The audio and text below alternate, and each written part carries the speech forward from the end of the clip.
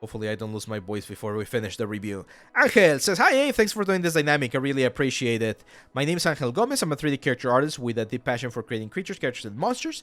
My dream has always been to work in a game or film studio, bringing stylized characters to life through sculpting and texturing. While I've been fortunate to collaborate with companies selling 3D printable models for tabletop games like D&D and Warhammer, I really enjoy this because I'm a game master in D&D.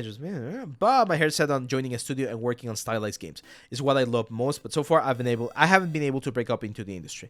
I really appreciate your feedback. Also, I have experience teaching 3D Basic at my father's academy, Blender and ZBrush. Do you think this is worth mentioning? Yeah, I think you were asking this a couple of minutes ago here on the chat. Angel, yes, it's definitely worth mentioning it. And yeah, I have seen this frog before.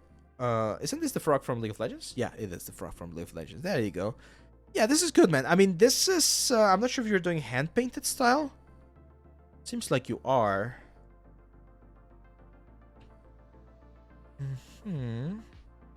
Sculpting is nice. The hand-painted can be improved a little bit. Looks a little bit choppy here on this area. Like muddy on this area. So we need to clean that up a little bit. I'm gonna give you an advice on that one. Here. So one thing that I've learned about like painting is try to work with bigger areas. So if you work with a bigger brush, you can just like fade this in, right? And try to simplify. Similar to sculpting, like you don't want to have a lot of like strokes. You want to simplify and start grabbing like the colors. I don't like this brush. This brush is becoming smaller. So that's one thing that you want to avoid. So here, for instance, on the size, I don't want to have size. There we go. So it's like a more uniform brush. There we go. And see how this is becoming more blending. At this point, it's just blending. But we gotta make sure that we blend in a way that we try to avoid having as many of those like patchy effects as possible. Some people like to have a little bit of that detail on their pieces, because it gives like a little bit of a texture. But here, let me show you a quick comparison. This was just, I know, a quick like model. Let's see that. And very important, let's play with contrast. So if we're gonna have a little bit of a brighter effect over here, we need to start increasing the value, right? The value and maybe a little bit of the saturation. Very lightly, so that when we see this from afar, because remember, all of these models are usually seen from afar. When you see this from afar, you're gonna be able to see a little bit more of that contrast. And if you want this to be a little bit more glossy, then we need to start like adding the highlights, right, of the glossiness.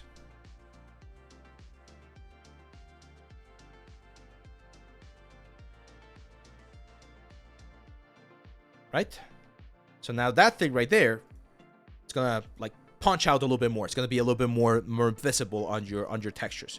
So that would be one of the advice. Try to soften it out, like blend things a little bit. So people like to use what's the word? They like to use the soft brush as well to do a little bit of that blending. But in particular for this one, we definitely want to change a little bit on the texture there to make sure that we get that sort of like glossy effect. But yeah, that one's good. Now I can see that you're doing a lot of stylized stuff. My question would be where you are at. It says here you're in Spain, so I'm not sure if Spain has a big... No, Spain does have a big industry for stylized stuff as well. So it looks like you're quite young. I'm not sure how old you are.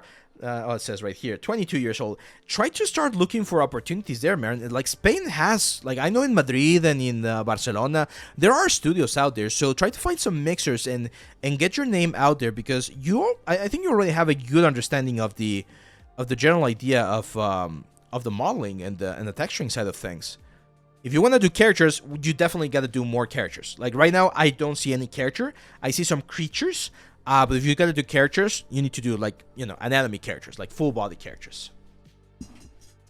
Pedro Capetillo says, you try to do, I tried to make it like an arcane style. What do you suggest? A good power model is good? Pedro. Oh, you were, okay. So Pedro, I'm going back to you just because you're here on the chat. If you wanted this to be arcane style, you definitely got to start like thinking about hand painted texture, like our good friend is doing here with this like acid. This kind of like PBR method does not work the same way the arcane style works. Okay, so those are like two different things. What would I suggest? Similar to what I mentioned before, like a robot like from Matt Dixon, Those are really, really good exercises.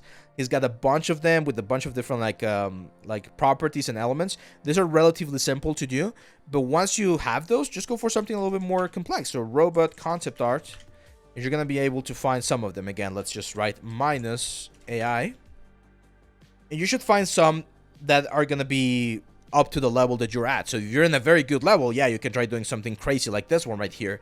But if you're still on the, let's say, beginner stages of your journey, you can try doing something a little bit less ambitious, something like this one right here, for instance, right? You can try doing something like this one right here, for instance.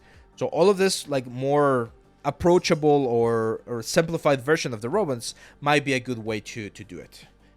Exactly, Solid Mango, like World of Warcraft for the hand painted stuff. How's the difference for games for dimension portfolio? It's really similar, Ulysses. In principle, it's very similar.